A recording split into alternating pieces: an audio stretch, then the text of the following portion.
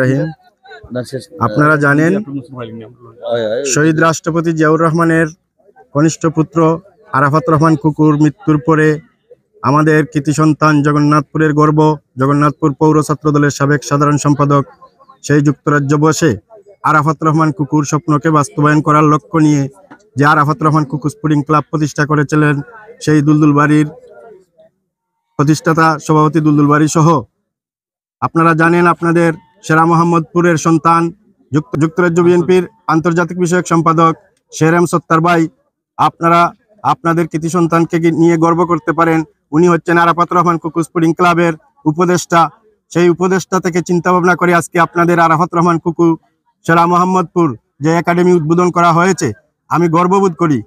অচিরেই সারা বাংলাদেশে এই আরাফাত রহমান কুকুর স্পোর্টিং ক্লাব ঘরে ঘরে পৌঁছে যাবে ইনশাল্লাহ।